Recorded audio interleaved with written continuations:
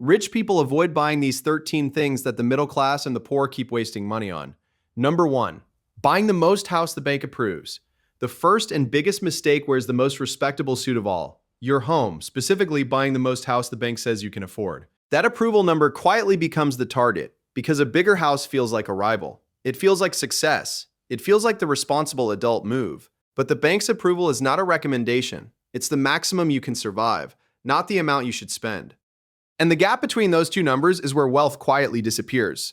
Stretch to the top and your house poor. The mortgage, taxes, insurance, upkeep utilities, furniture, landscaping, repairs, and cost of filling all that extra space swallow the money that could have built real wealth. The wealthy often buy less house than they can afford because they want the margin more than the square footage. They would rather have breathing room, options, and money left over every month than a few extra rooms they barely use. The middle class buys the dream house and spends the next decade discovering the house controls the budget. Number 2. New cars and the forever payment. Number 2 is the new car, bought new, financed long, replaced before it's even paid off.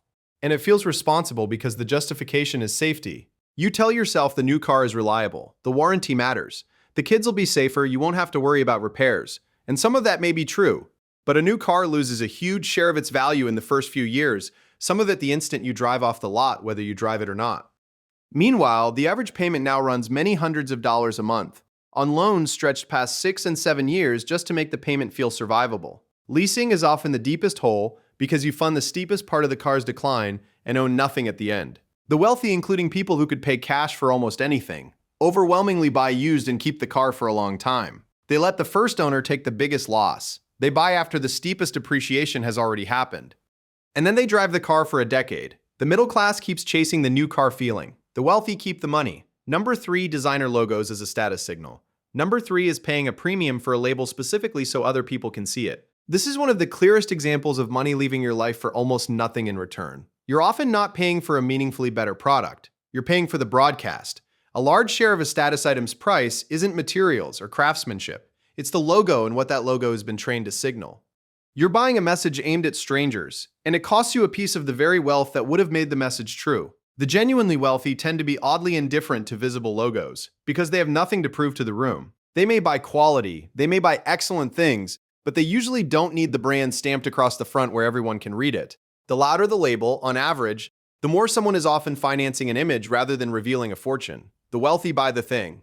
The middle class buys the reaction. Number 4. Subscription creep. Number 4 is one of the quietest money drains in modern life. Subscriptions, streaming services, apps, memberships, software, free trials, premium versions, monthly boxes, things that renew silently every month long after you stopped using them. It's damaging precisely because no single charge is big enough to feel urgent. $9 here, $14 there, $29 over there. None of it feels worth thinking about. And that's how it gets you. When people are asked to guess what they spend on subscriptions, they often name a fraction of the real number. The actual total is frequently much higher than they think, because the charges are scattered across cards, accounts, apps, and months. The free trial you forgot to cancel. The service you used twice. The membership you meant to review. The thing that renewed while you slept. The wealthy treat every recurring charge as something that has to keep earning its place. They audit the list. They cancel quickly. They don't let small automatic charges quietly become permanent. The middle class lets them pile up because each one feels too small to bother with. But too small to bother with, 30 times over is exactly how money disappears. Number 5, extended warranties and protection plans. Number 5 wears the responsibility disguise better than almost anything. The extended warranty, the protection plan, the protect your investment add-on at checkout. It sounds careful. It sounds mature. It sounds like the kind of thing a financially responsible person would do. But notice who sells it and why. Stores and dealers push these plans relentlessly because they're enormously profitable. Much of the price is pure margin, precisely because most plans are never used or pay out less than they cost. You're taking a bet on terms designed for you to lose, on a cost you could usually absorb yourself. The wealthy think about insurance one way. Insure against the rare catastrophe that would genuinely wreck you. The house fire, the lawsuit, the major medical event, the disaster you could not handle on your own. But the replaceable price of a laptop, a dishwasher, a phone, or a small appliance? They usually self-insure that. In plain English, they keep enough cash around to handle small problems themselves. They carry serious protection against serious disasters, and they skip tiny insurance policies against minor inconveniences.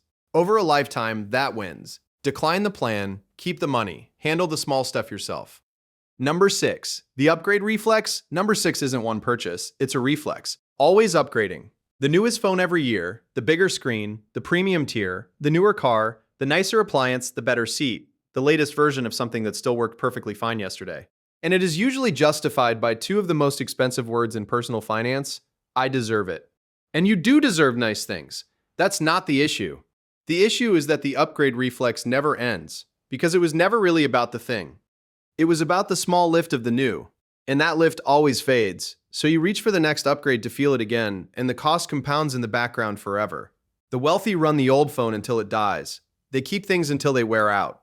They replace what is broken, not what is merely no longer exciting.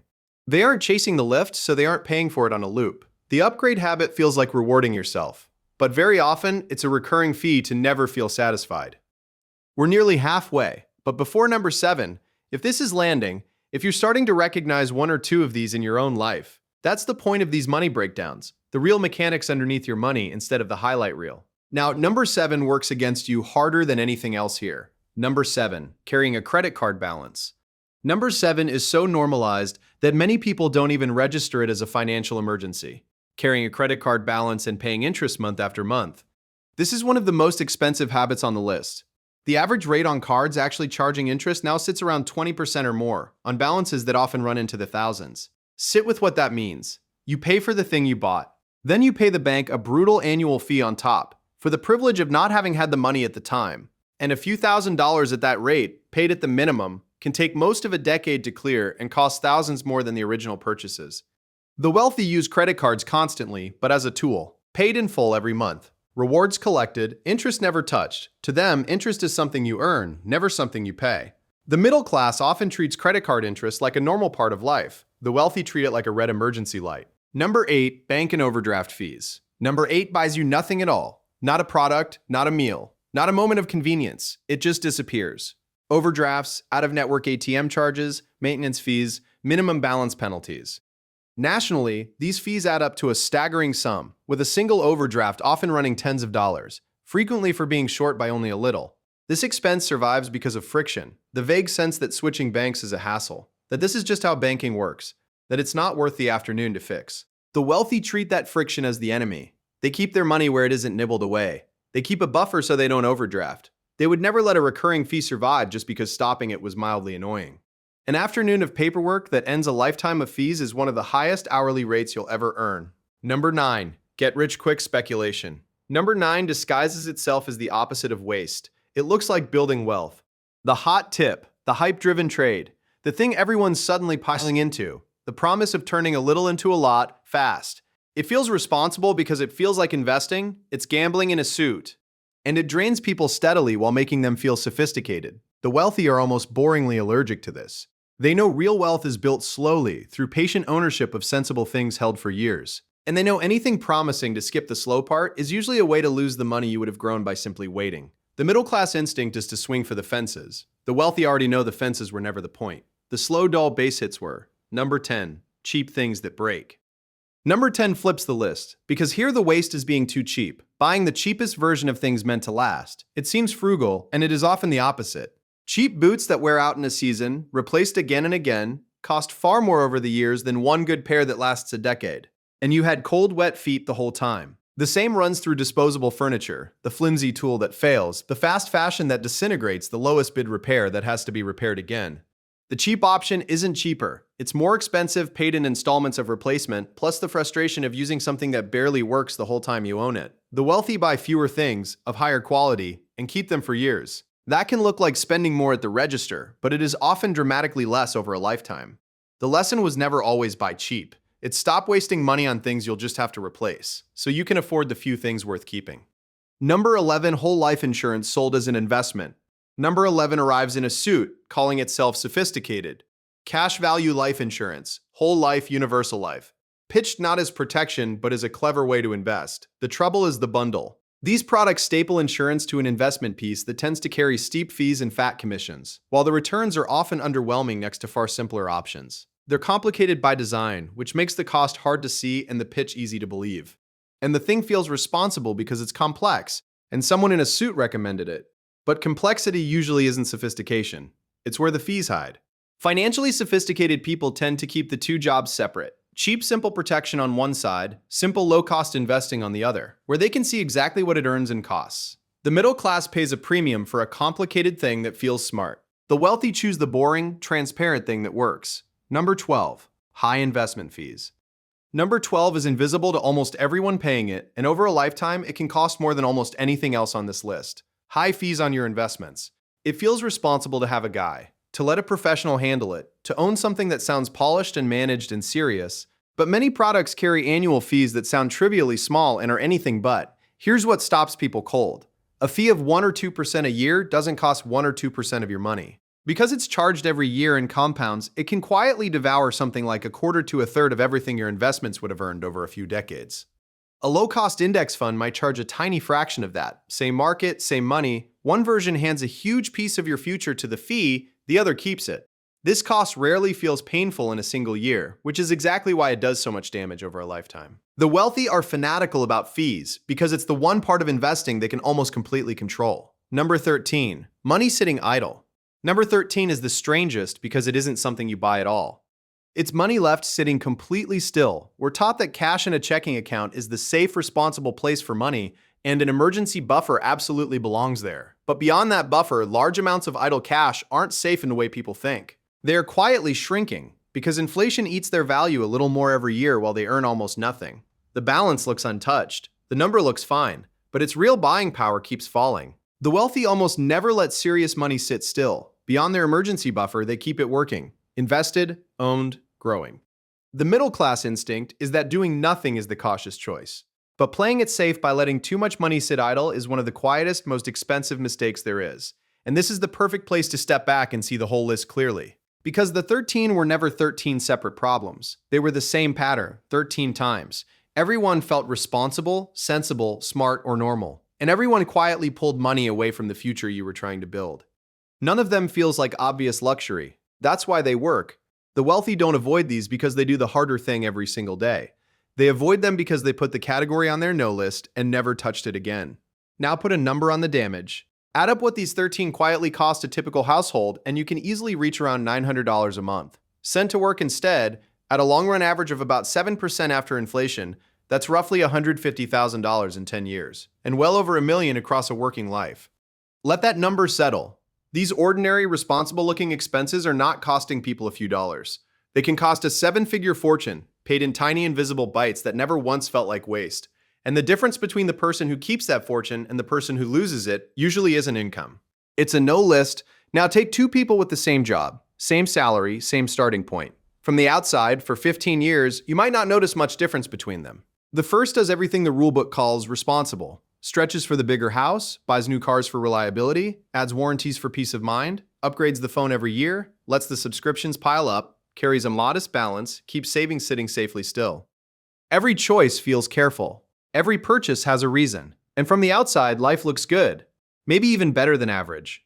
The second makes a series of choices that one by one look unremarkable. Buys less house than they qualified for, drives a used car for a decade, skips the warranties, audits the subscriptions, pays the card in full, avoids hot tips, and sends the gap between what they could spend and what they do spend somewhere it can grow.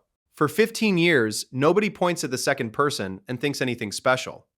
Then life does what it eventually does. A layoff, a health scare, a family emergency, a door that opens for 3 weeks and asks, "Can you afford to walk through this?"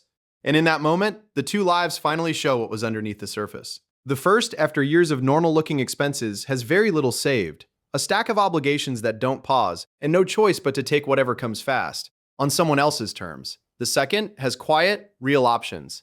Enough to wait, enough to choose.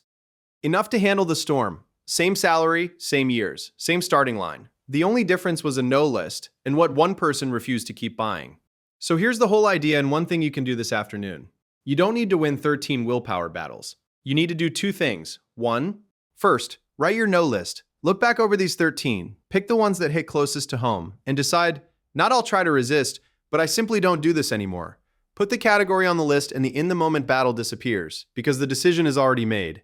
Second, do a money review. Once, this week, pull up the recurring charges, the fees, the payments, the subscriptions, the interest, the investment fees, and just look. You can't fix what you refuse to see. And be clear what this is and isn't. Because it's easy to hear a list like this as never spend, never enjoy anything. It's the opposite. Spending on what you genuinely love is one of the best reasons to have money at all. This was never about that. It's about refusing to spend on things that give you nothing but the feeling of being responsible. So there's more of you and more of your money left for the life you actually want. But I want to be honest about something that might matter more than any single item here. Cutting waste only builds wealth if you understand what to do with the money you save. You can avoid every bad purchase on this list, but if you don't grasp how money grows when you put it to work, you'll just have unspent money sitting still, which, as number 13 showed, is its own slow waste. The second person didn't just spend less. The money they didn't lose was sent somewhere it could compound. A no list protects your money. Knowing how to build wealth is what turns that protected money into freedom. So if anything here landed, the most valuable next step isn't to cancel one subscription. It's to genuinely understand the fundamentals all of this rests on: how ordinary money becomes real wealth over time, how compounding actually works, how an unremarkable income turns into real options. That's exactly why there's a full breakdown of those basics, built as the real starting point for this whole journey. Get that foundation in place, and avoiding these purchases stops feeling like deprivation and starts feeling like the most obvious trade you've ever made. So the next time you're about to hand over money for something that feels responsible, sensible, grown up, pause just for a second and ask a better question. Is this actually making my life stronger, or is it just making me feel responsible while quietly pulling money away from my future? Because the most important part of your finances is not what other people can see. It's the margin you're building, the options you're protecting, and the quiet decisions you make long before anyone else notices. The wealthy figured that out a long time ago. They're not stronger than you. They don't want nice things any less. They just stop buying the things that quietly keep everyone else stuck. One quiet no list at a time.